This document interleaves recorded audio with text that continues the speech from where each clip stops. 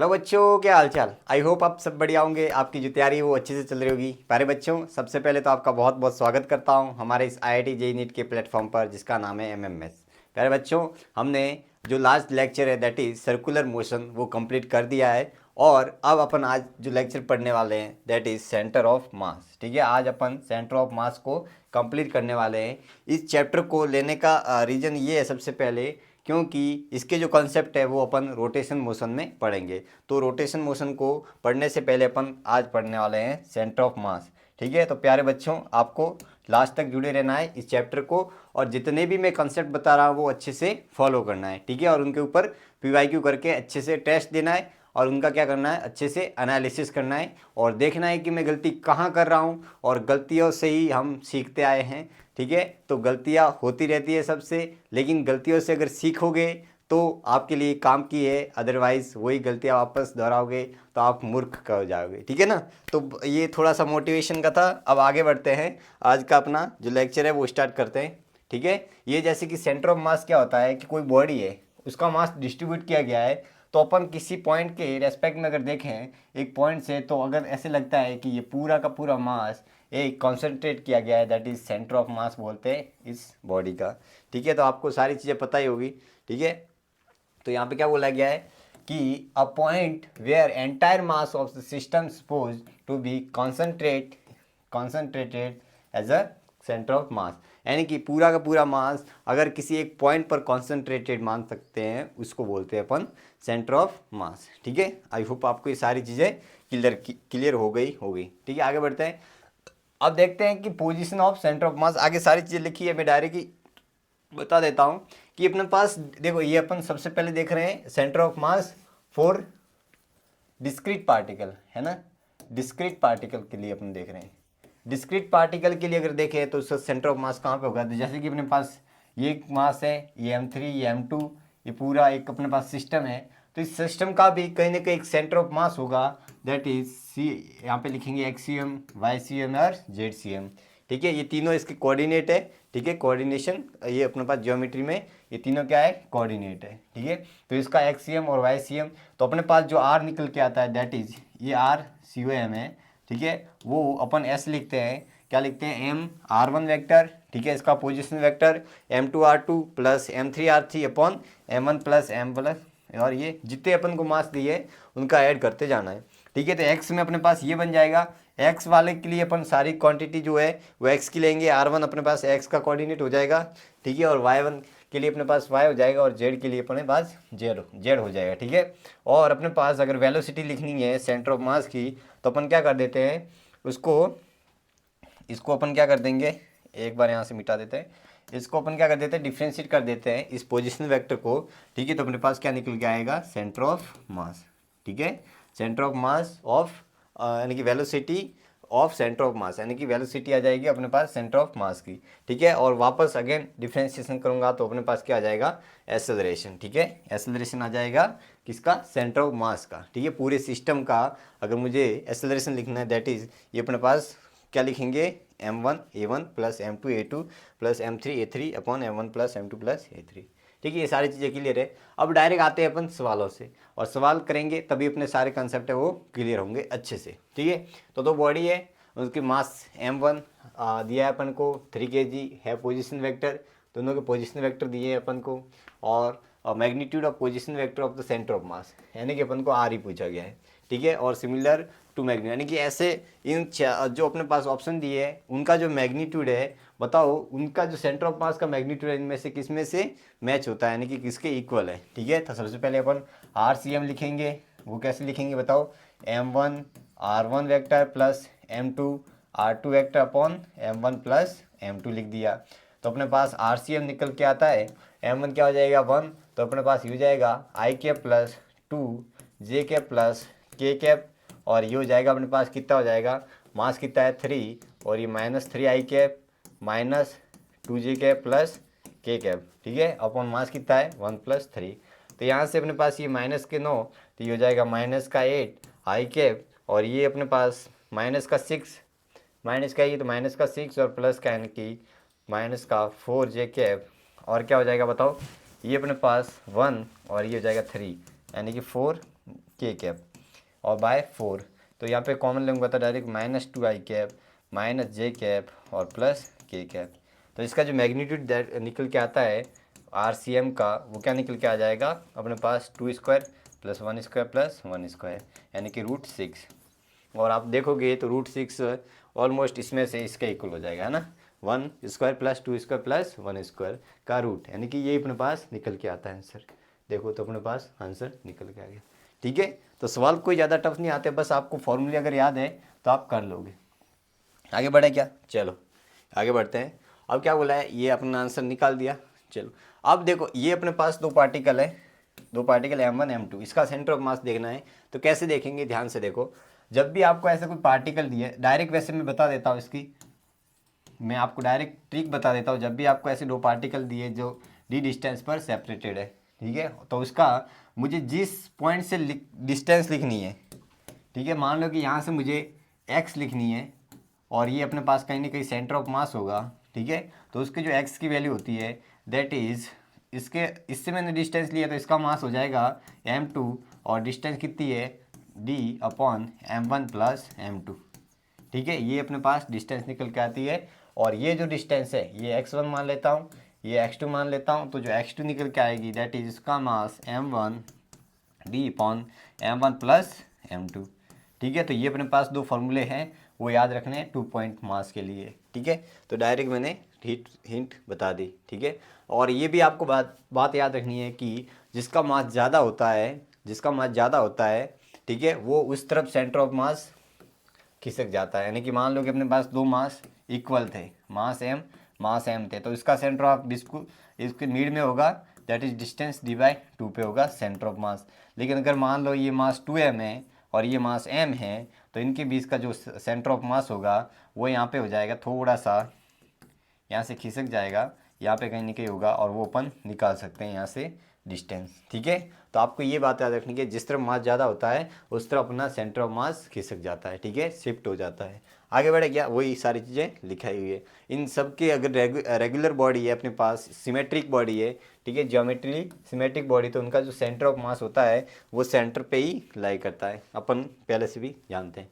ठीक है, अब आते हैं अपन कंटिन्यूस बॉडी के लिए। ठीक है, ये अपन ने देखा अभी तक, जो सेंटर ऑफ मास देखा दैट इज वो क्या था अपने पास, एक डिस्क्रीट पार्टिकल के जो सिस्टम है उनका अपन ने सेंटर ऑफ मास देखा। लेकिन क्या हो अगर अपने पास जो बॉडी है वो मास डिस्ट्रीब्यूटेड हो, ठीक है, तो उसके लिए कैसे हो जाएगा।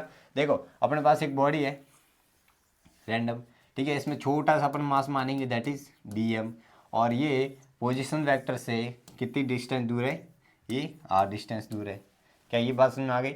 और इस सिस्टम का कहीं ना कहीं सेंटर ऑफ मास होगा, वो मान लो यहाँ पे होगा सेंटर ऑफ मास, ठीक है, यहाँ पे होगा, और वो अपन लिख सकते हैं। तो कैसे लिखेंगे, देखो ध्यान से, अगर मुझे इस RCM को लिखना है इस सिस्टम के लिए, तो जो अपने पास RCM आ जाएगा वो क्या आ जाएगा, integral R dm upon, direct formula होता है इसका dm। ठीक है, ये आता है। ठीक है, छोटे मास के लिए अपन देखो डिस्क्रीट के लिए क्या कर रहे थे, ऊपर m1 x1 जो भी है r1 प्लस m2 r2 यहाँ पे कर रहे थे, लेकिन यहाँ पे क्या करना है अपन को, इंटीग्रेशन करना है। तो बस इसके लिए इंटीग्रेशन करना है, तो यहाँ से ये निकल आ जाएगा। अब ध्यान से देखो, अपन अगर x के लिए लिखें, है ना, x के लिए लिखें तो क्या लिख सकते हैं बताओ, ये x के लिए, तो x के लिए क्या हो जाएगा, xcm इजिकल टू, अपन यहाँ पे x ले लेंगे dm अपॉन dm कर देंगे। y के लिए क्या ले लेंगे बताओ, y के लिए अपने पास हो जाएगा ycm इजिकल टू, यहाँ पे y ले लेंगे dm अपॉन dm कर देंगे। ठीक है, और यहाँ पे थर्ड पार्ट इज zcm, वो हो जाएगा अपने पास सिमिलरली zdm अपॉन dm। ठीक है, ये हो जाएगा अपने पास dm। ठीक है, तो ये अपने पास तीनों के क्या हो गए, सेंटर ऑफ मास हो गए। ठीक है, तो अपन डायरेक्ट डिस्क्रीट पार्टिकल के लिए अपन पहले देख लिया। अब अगर कंटिन्यूस बॉडी है तो उसके लिए भी अपन सेंटर ऑफ मास लिख सकते हैं। ठीक है, आई होप इसमें बैटरी स्टोरेज फुल हो गया होगा, सॉरी पावर। आगे बढ़ते हैं, चलो ये अपने पास था, आपको याद रखना है। ये अपने देखो मैंने सारे फॉर्मूले लिखा दिए, ठीक है, वन बाय आप याद रखने हैं। अब ये रहा अपने पास कंटिन्यूस बॉडी। ठीक है, तो यहाँ पे इसको पढ़ने से पहले अपन एक कंसेप्ट पढ़ लेते हैं।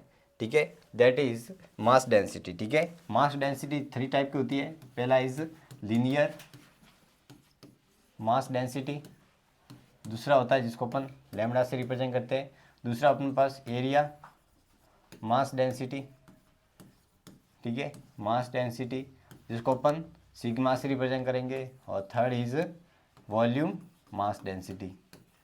ठीक है, मास डेंसिटी जिसको अपन रो से रिप्रेजेंट करते हैं। और ये होता क्या है, जो अपने पास लैम्डा होता है डेट इज डीएम अपॉन कितने लेंथ पे कितना मास है वो अपन को लैम्डा देता है। सिग्मा क्या होता है, डीएम अपॉन डी कितने एरिया पे कितना मास है, और अपने पास जो रो है वो अपन को देता है कितने वॉल्यूम पे कितना मास है, दैट इज रो यानी कि वॉल्यूम मास डेंसिटी। तो ये आपको फंडे याद रखने, क्योंकि यहाँ से अपन को क्या मिलेगा, डीएम, और DM is equal to DL direct लिख सकते हैं अगर लीनियर है तो। यहाँ से अपन डीएम क्या लिख सकते हैं बताओ, सिग्मा इंटू डी ए लिख सकते हैं, क्या लिख सकते हैं कि नहीं। और यहाँ से अपन डीएम लिखेंगे that is row into TV लिख सकते हैं। ठीक है, तो यही अपन लिख सकते हैं। तो यहाँ पे ये फंडा है वो आपको क्लियर होना चाहिए। आगे बढ़ते हैं। देखो अपने पास ये एक रॉड है, इसका अपन को देखना है सेंटर ऑफ मास। ठीक है, अब की बार यहाँ पे अपन को देखो, अगर ये लैम्डा कांस्टेंट होता तो अपन को पता है कि सिमिलर मास डिस्ट्रीब्यूट होता तो इसका सेंटर ऑफ मास कहीं बीच में होता, लेकिन इसके लिए अपन को जो लैम्डा दिया है that is lambda naught into x, यानी कि एक्स के फॉर्म में क्या कर रहा है, वेरी कर रहा है। तो जैसे जैसे अपन आगे बढ़ रहे हैं उतनी यूनिट लेंथ में जो मास है वो बढ़ रहा है, क्योंकि एक्स के प्रोपोर्शनल है।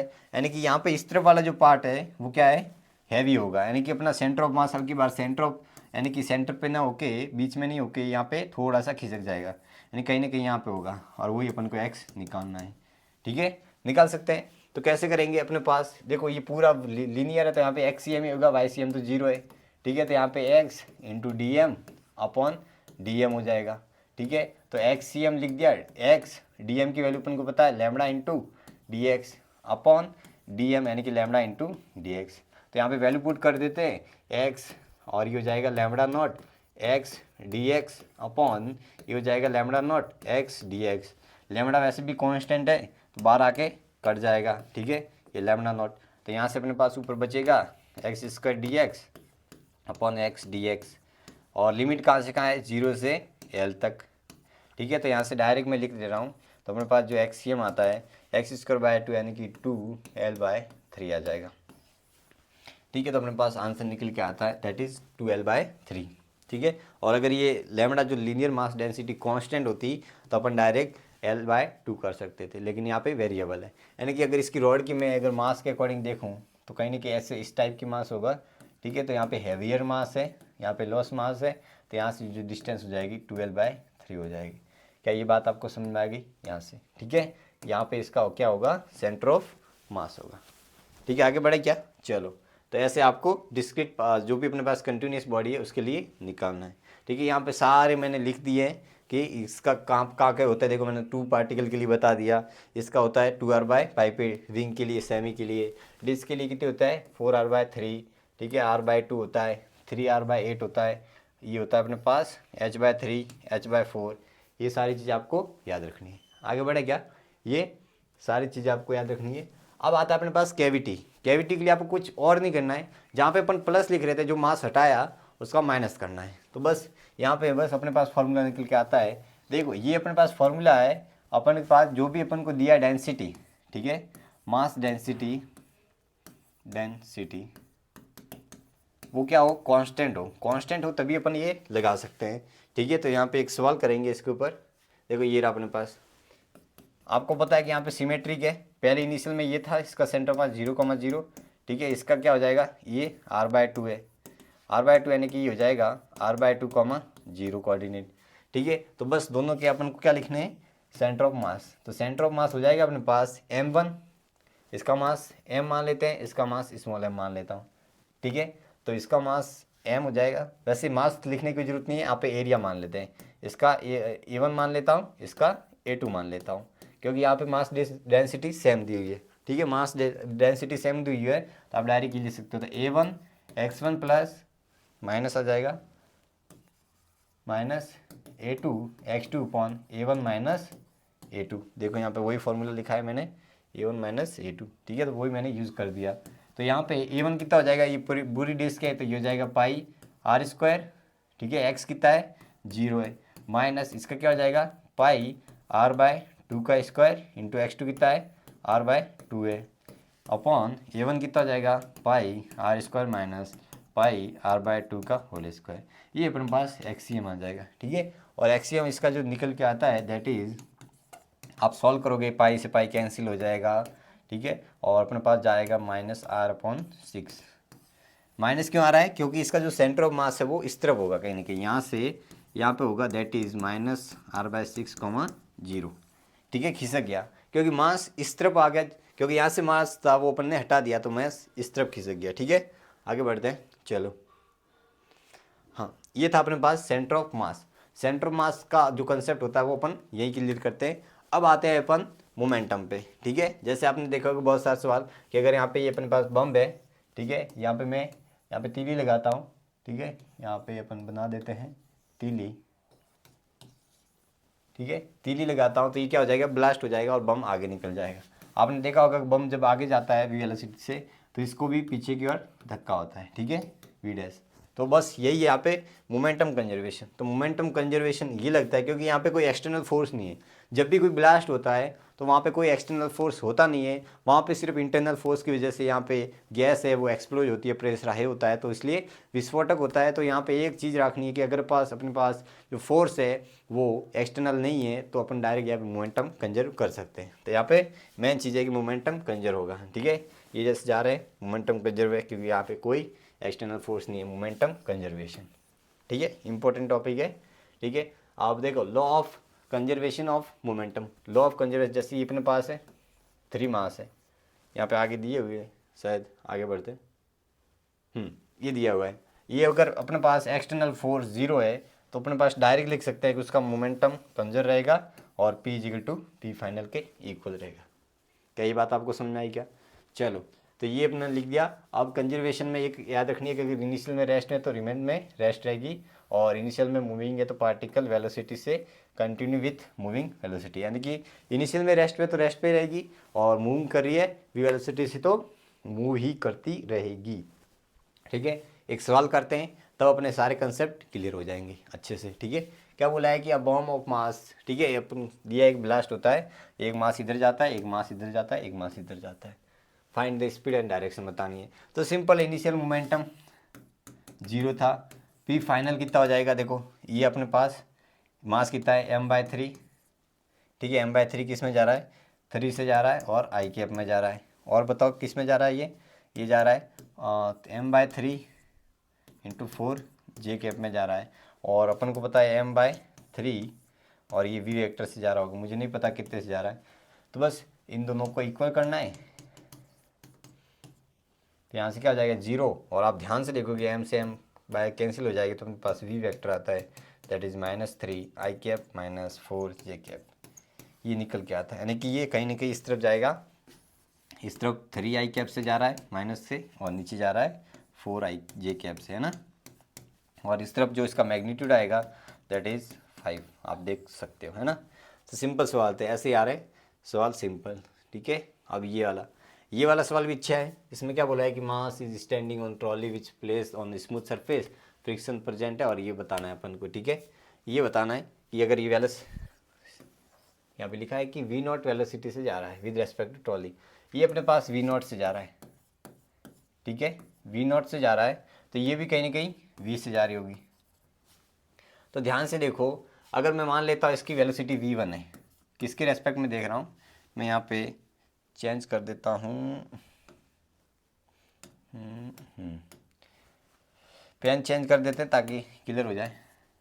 ये V1 से जा रहा है किसके रेस्पेक्ट में, यहाँ पे मैंने इसके रेस्पेक्ट में देख रहा हूँ कि ये V1 से जा रहा है और ये इस तरफ V2 से जा रहा होगा।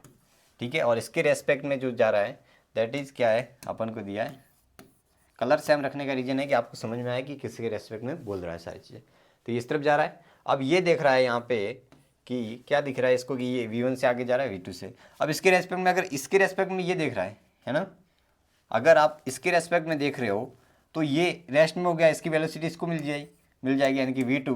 तो इसको लग रहा है कि ये कितने से आ रही है, V1 प्लस V2 से, और वो कितने अपन को दिए, V0 दिए। तो यहाँ से इक्वेशन एक तो बनी कि V1 plus V2 is equal to V naught, equation number 1।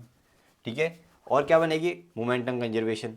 Momentum initial में रेस्ट पे था, पी इनिशियल 0 था, यहाँ पे पी फाइनल तो 0, और इनिशियल में कितनी जा रही है बताओ, एम कितनी जा रही है, m1v1 प्लस m2 v2। ठीक है, इजिकल टू 0, तो यहाँ से अपने पास आ जाएगा m1v1 is equal to m2 v2, क्योंकि एक नेगेटिव में तो अपने पास ये निकल के आया। ठीक है, m2 v2, दो इक्वेशन यहाँ पे, एक इक्वेशन सॉरी दो वेरिएबल दो इक्वेशन आप सॉल्व करोगे तो अपने पास जो आंसर मोस्ट इंपॉर्टेंट निकल के आते हैं, तो v1 निकल के आता है, वो आपको याद रखना है, दूसरे का मास और relative velocity upon total mass, ये निकल के आता है। और v2 अगर आपको लिखना है तो ये हो जाएगा पहले का mass relative velocity plus total mass, ये क्या हो जाएगा अपने पास, टोटल मास। ठीक है, तो ये अपने पास दोनों वेलोसिटी निकल गए। ऐसे कैसे डिस्प्लेसमेंट भी आपको लिखना है तो सिंपल है, ये अपने पास हो जाएगा m2 जो भी अपन को दिया है x रिलेटिव है ना, अपॉन m1 प्लस m2, और सिमिलर ये x1 था, x2 लिखना है तो हो जाएगा m1 x रिलेटिव। ये बहुत ही इम्पोर्टेंट है, आपको ये समझ में नहीं आए लेकिन ये बहुत ही इंपॉर्टेंट है, इसको अच्छे से समझ लेना। ठीक है, ये दोनों चारों फार्मूले हैं वो इम्पोर्टेंट है, इसके ऊपर सवाल भी आते हैं, तो यहाँ पे सारी चीज़ें मैंने लिख दी है। ठीक है, तो ये सवाल है, ये आपके लिए होमवर्क है, अभी जस्ट फार्मूला लिखा है इसका कर देना अच्छे से। ठीक है, आगे बढ़े क्या, चलो आगे बढ़ते हैं। और क्या बोला है, अब आते हैं इम्पल्स पे। इम्पल्स क्या होता है बताओ, इम्पल्स एक ऐसा फोर्स होता है, बहुत हाई फोर्स होता है, जो एक शॉर्ट इंटरवल के लिए लगता है, उसको अपन इम्पल्स बोलते हैं। ठीक है ना, यहाँ पे वही सारी चीज़ें लिखी है कि force act for very small tools, जैसे कि अभी बॉल आ रही है, ठीक है, यहाँ पे टक्कर करेगी और बहुत ही स्मॉल टाइम तक ही रुकेगी और अपना मोमेंटम चेंज कर देगी। ठीक है, इसका हाई फोर्स लगता है इसलिए वापस ये चली जाएगी। ठीक है, तो ये सिंपल एग्जाम्पल था इसका, और इसको लिखने का तरीका ये होता है। ठीक है, और अगर फोर्स कांस्टेंट है तो आप ऐसे भी लिख सकते हो। ठीक है, ये सारी चीज़ें इसमें दी हुई है कि चेंज इन मोमेंटम की प्रोपोर्शनल, यानी कि जे होता है वो बेसिकली डेल्टा पी के भी इक्वल होता है, यानी कि डायरेक्शन उसकी जे की इक्वल होगी। ठीक है, वेक्टर क्वांटिटी है।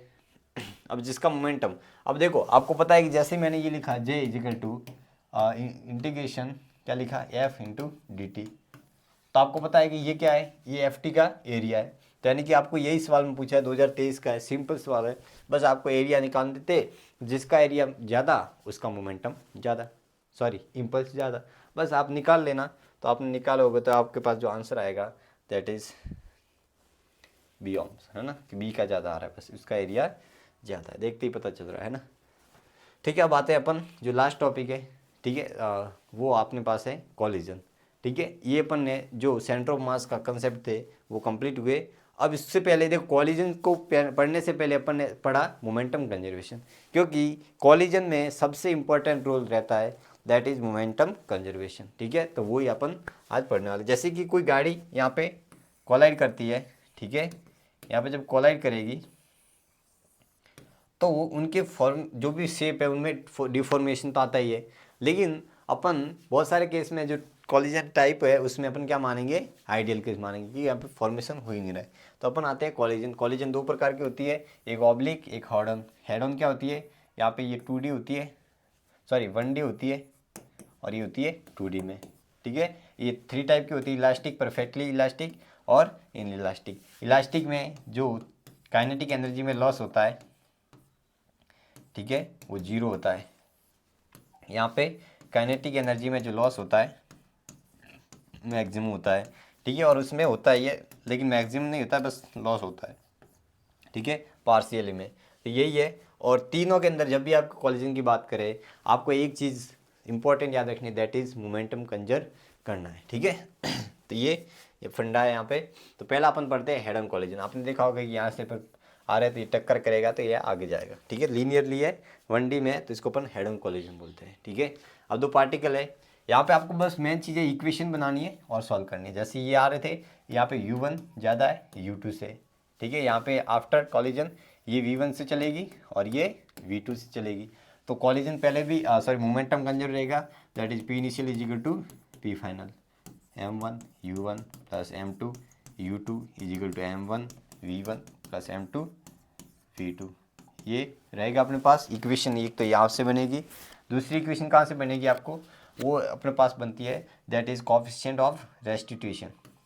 यहाँ पे एक आता है, बोलते हैं कोफिशिएंट ऑफ रेस्टिट्यूशन, रेस्टिट्यूशन बोलते हैं, ठीक है। रेस्टिट्यूशन इसको कैसे रिप्रेजेंट करते हैं, ठीक है, सेपरेशन वेलोसिटी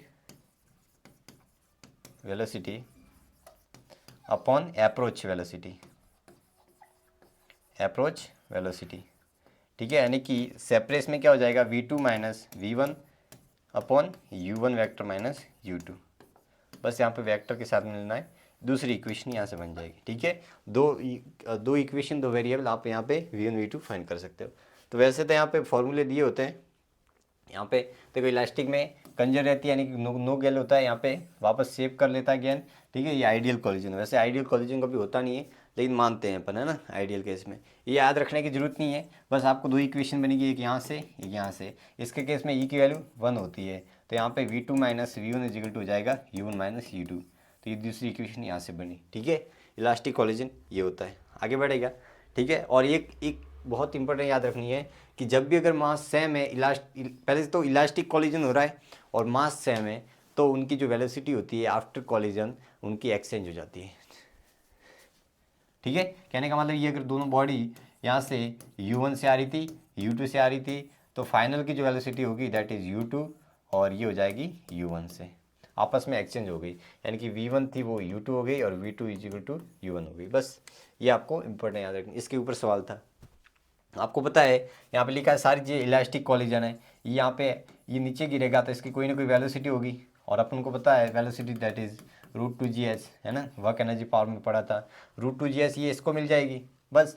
तो यही तो अपन को निकालनी है, ठीक है, ये निकालनी थी, बस आंसर आ जाएगा यहाँ पे, देखो √2gh करके, सिंपल सवाल था, ज़्यादा कोई टफ नहीं था, ठीक है।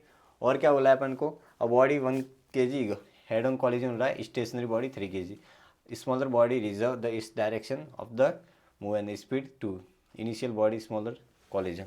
क्या बोला है कि a body of mass 1 kg collide head on elastically with the stationary body 3 kg।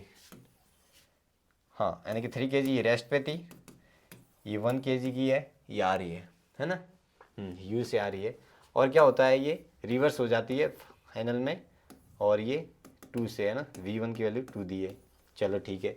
Elastic बोला है अपन को, इलास्टिक यानी कि ई की वैल्यू 1 दी है, ठीक है। और क्या बोला है, और यहाँ पे speed 2 then the initial velocity of the elastic collision mass अलग अलग है, तो बस ये लिखना है। दो इक्वेशन बनेगी यहाँ से क्या बनेगी, m1 u इजिकल टू, यहाँ पे मुझे नहीं पता ये v1 से जा रहा होगा, तो यहाँ से इक्वेशन बनेगी, ये बनेगी अपने पास माइनस का 2 इंटू मास m1 हो जाएगा, और मास ये 1 ही दिया है अपन को, प्लस ये हो जाएगी अपने पास, कितना हो जाएगा, मान लो v से जा रही है तो 3 इंटू वी आ जाएगा, ठीक है।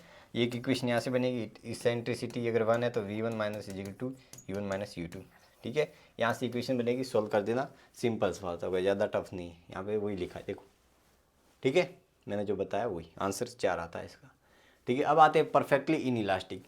परफेक्टली इन इलास्टिक में आपको पता है कि जो काइनेटिक एनर्जी में लॉस होता है वो मैक्सिमम होता है, तो चेंज इन काइनेटिक एनर्जी जो लॉस है वो क्या हो जाएगा, kinetic energy initial minus kinetic energy final.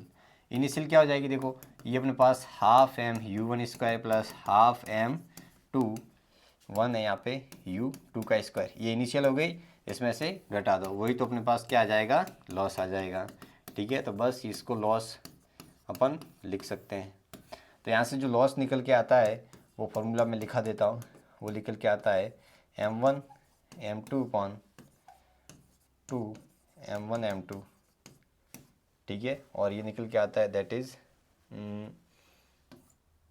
u1 minus u2 का होल स्क्वायर, शायद ये निकल के आता है, और 1 माइनस ई होता है ना, ठीक है। ई तो वैसे भी इसके केस में 0 होता है परफेक्टली में, तो यहाँ पे वो भी निकल गई, तो ये अपने पास काइनेटिक एनर्जी निकल के आती है। क्या ये बात आपको समझ में आई क्या, चलो ठीक है, आगे बढ़े क्या, ठीक है। तो ये अपने पास जेईई मेंस का तो क्या बोला है कि पार्टिकल फॉर्म है moving with the velocity collide with the stationary particle 2m, ठीक है, टुगेदर, यानी कि स्टैगली टुगेदर। इस केस में अपने पास जो v1 होता है v2 के परफेक्टली इलास्टिक में, इन इलास्टिक में वो अपने पास जो v1 होता है वो v2 के इक्वल यानी कि साथ में चलते हैं। बस यहाँ पे इक्वेशन वही बनेगी, तो बस यहाँ पे लगाना है m1 u1 plus m2 u2 upon m1 plus m2। बस यहाँ से निकल के आ जाएगी, आप सॉल्व कर देना, सारी चीज़ें अपन को दी हुई है, तो v/3 आंसर निकल के आता है। ठीक है, परफेक्टली इन इलास्टिक। अब क्या बोलते हैं, perfectly in elastic. Perfectly in elastic collision में क्या होता है, सॉरी पार्शियली, है ना, पार्शियल में अपन को पता है लॉस होता है बस। तो यहाँ पे लॉस के केस में जो अपने पास आंसर निकल के आता है वो अपने पास फॉर्मूला ये वही है, दो इक्वेशन, एक तो P initial to P final लगानी है, एक इसेंट्रिसिटी होती है, ठीक है, v2 minus v1 upon u1 minus u2। Vector के साथ तीनों को लेने सबको, तो आपको सारी चीज़ें क्लियर हो सकता है ऑपोजिट में हो तो आपको वेक्टर के साथ में लेना है। यहाँ पे ई की जो रेंज होती है वो 0 से 1 होती है, ठीक है। और अपने पास परफेक्ट इन इलास्टिक में होती है वो अपने पास ई की वैल्यू 0 होती है, और इलास्टिक में जो ई की वैल्यू होती है वो 1 होती है। बस ये याद रखना आपको, है ना। तो यहाँ पे ये सारी चीज़ें याद रखनी। आगे बढ़े क्या, ठीक है, यहाँ पे वही सारी चीज़ें, दो इक्वेशन बनेगी, सॉल्व करनी। अब यहाँ पे एक सवाल है, उसको समझते हैं। क्या बोला गया है, अपने पास कितना रहा है बाकी, थोड़ा ही रहा है।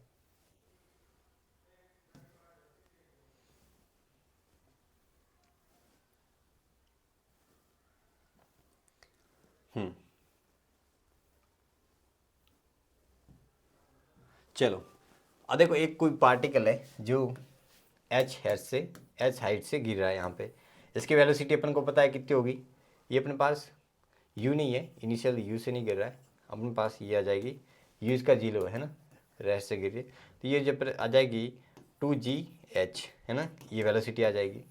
और आपको पता है कि जब ये टक्कर करेगा तो बाद में जिसकी वेलोसिटी हो जाएगी वो हो जाएगी v1 v डैश, वो हो जाएगी e इंटू √2gh। बस ये आपको याद रखना, ई टाइम ज़्यादा हो जाती है तो इसके हाइट हो जाती है, हाइट देखो v के रूट के प्रोपोर्शनल यानी कि हाइट हो जाएगी स्क्वायर टाइम, देखो स्क्वायर टाइम हो जाएगा तो ये हो जाएगी अपने पास h डैश, वो हो जाएगा e² h इनिशियल की, ठीक है, ये बस याद रखना है। वापस ये हो जाएगी तो अपने पास ये आ जाएगी e⁴h, ठीक है। और यहाँ पे जो वेलोसिटी आएगी अब की बार वो तो अपने पास ये जो वेलोसिटी आएगी वो आ जाएगी e² v, इनिशियल की जो वेलोसिटी है उसकी e² हो जाएगी। तो बस nth की अगर देखनी है मुझे तो nth कॉलिजन बाद अपने पास हो जाती है v⁴n, सही लिखा मैंने, और ये हो जाएगा अपने पास v⁴n और v, और हाइट हो जाती है अपने पास वो हो जाती है e⁴2n और ये h n बाद, है ना, ये अपन को लिखना है। यहाँ पे वही सारी चीज़ें लिखाई हुई है। आगे बढ़े क्या, चलो। A ball is drop from the height of 20 metre, है ना, 20 मीटर से करते हैं तो कॉलिजन रेस्टिट्यूशन ऑफ बिटवीन ये दिया है hitting the floor then height rebound, अरे राइट वही बोला है अपन को e⁴² इंटू h, बस ये बोला है, यानी कि 1/2 का 4 और हाइट कितनी दी है 25 आ जाएगा आंसर, है ना, आंसर आ गया। चलो आगे बढ़े क्या, एक मिनट मेरे को ये चेक करने देना, e⁴ सही लिखा है क्या, हाँ सही लिखा है। आगे बढ़ते हैं, चलो अब आते हैं ऑब्लिक कॉलिजन पे, है ना। ऑब्लिक कॉलिजन को पढ़ने से पहले अपने पास कंसेप्ट आता है that is line of impact. Line of impact क्या होता है कि जब कोई बॉडी तो कोलाइड करती है आपस में, है ना, ये इस तरफ जा रही थी v वेलोसिटी से और ये इस तरफ जा रही थी v2 वेलोसिटी, तो ये जब कोलाइड किए तो इनकी जो सरफेस है जहाँ पे टक्कर कर रही है इन दोनों के नॉर्मल के अलॉन्ग जो लगती है, जो लाइन होती है उसको ही बोलते हैं अपन लाइन ऑफ इम्पैक्ट, ठीक है, इसको ही बोलते हैं लाइन ऑफ इम्पैक्ट, ठीक है, याद रखना है। तो यहाँ पे किसी एंगल पर होती है और ये इसको यहाँ पे इसकी जो हो जाएगी लाइन ऑफ इम्पैक्ट ये हो जाएगी, है ना, ये इसकी हो जाए लाइन ऑफ इम्पैक्ट LOI, ठीक है, तो ये लाइन ऑफ इम्पैक्ट हो जाती है। अब यहाँ पे दो इंपॉर्टेंट बात है वो याद रखनी है, ठीक है। फर्स्ट इज इम्पॉर्टेंट कि जो कंपोनेंट परपेंडिकुलर लाइन ऑफ होता है वो सेम होते हैं, जो लाइन ऑफ इम्पैक्ट होता है उसके जो परपेंडिकुलर जो कंपोनेंट होते हैं वो चेंज नहीं होते हैं, कॉलिजन से पहले और कॉलिजन के बाद सेम ही रहते हैं।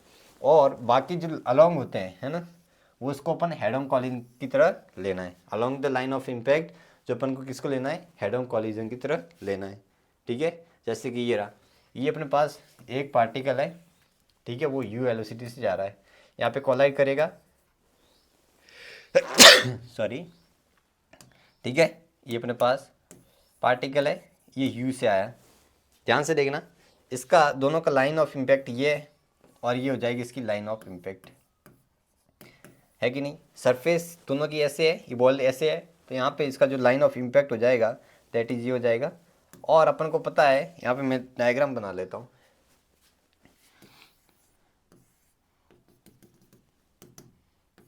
ये u है, इसके एक कंपोनेंट इधर आएगा, एक कंपोनेंट, ये अपने पास एंगल कितना था बताओ, यहाँ पे एंगल देख लेते हैं, एंगल ये थीटा था, तो ये हो जाएगा थीटा, तो ये थीटा था, है ना, तो ये अपने पास एंगल थीटा, तो ये हो जाएगा u कोस थीटा और ये हो जाएगा u साइन थीटा। तो लाइन ऑफ इम्पैक्ट कि परपेंडिकुलर है वो बाद में भी वही रहेगा, यानी कि इसके बाद कॉलिजन के बाद देखूं तो इसकी जो लाइन ऑफ इम्पैक्ट है u साइन थीटा ही रहेगी। और ये अब नीचे आ रही है, तो अब कॉलिजन के बाद ये ऊपर हो जाएगी, और ये कितनी हो जाएगी, ई टाइम्स हो जाती है, क्योंकि अपन को पता है कि ये रेस्ट पे है सरफेस, तो ये हो जाएगी अपने पास ई यू कोस थीटा।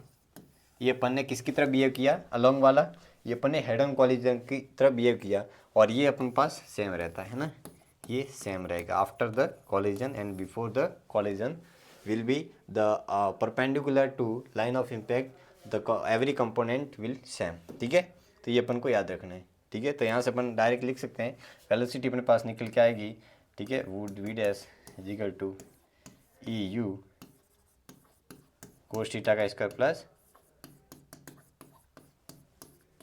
ठीक है, ये निकल के आता है।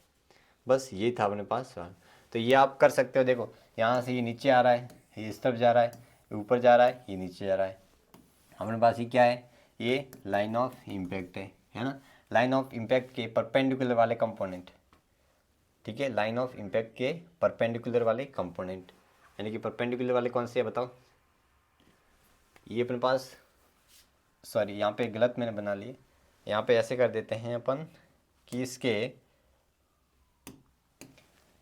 एक, तो जैसे कि ये किस तरफ जा रहा है, इस तरफ जा रहा है ना, तो इसका एक कंपोनेंट इधर आ जाएगा, एक कंपोनेंट इधर आ जाएगा, ये इसका एक कंपोनेंट इधर आ जाएगा, एक कंपोनेंट इधर आ जाएगा। बस इन कंपोनेंट को हेड ऑन कॉलिजन लेना है और इनको सेम ही रखना है, तो ये आप कर लेना, आपके लिए होमवर्क ले लो, है ना। तो बस आज का जो लेक्चर है वो अपन यही समाप्त करते हैं। सबसे पहले तो आपका बहुत बहुत धन्यवाद, ठीक है, आप यहाँ तक बने रहे, ठीक है। तो मिलता हूँ आपको नेक्स्ट लेक्चर में, दैट इज़ रोटेशन मोशन। तब तक के लिए आपको क्या करना है, अच्छे से पढ़ाई करनी है, फोकस होके अच्छे से उसका रिवीजन करना है। आज जो पढ़ाया है उसके जितने भी कंसेप्ट वो आपको अच्छे से पढ़ने, शॉर्ट नोट्स बनाना है और रिवाइज करना है, ठीक है। तो ये है हमारा चैनल दैट इज़ MMS, इसको क्या करना है, आपको सब्सक्राइब करना है और अपने दोस्तों को जितना हो सके शेयर करना है, ठीक है, जितना हो सके अपन शेयर कर देना, और ये जो बेल आइकन है उसको भी हिट कर देना, क्योंकि जो भी इम्पोर्टेंट नोटिफिकेशन है वो आपको पहले पहुंच जाए, ठीक है। तो मिलता हूँ आपको नेक्स्ट लेक्चर में, तब तक के लिए आपको अच्छे से पढ़ते रहो। Thank you so much.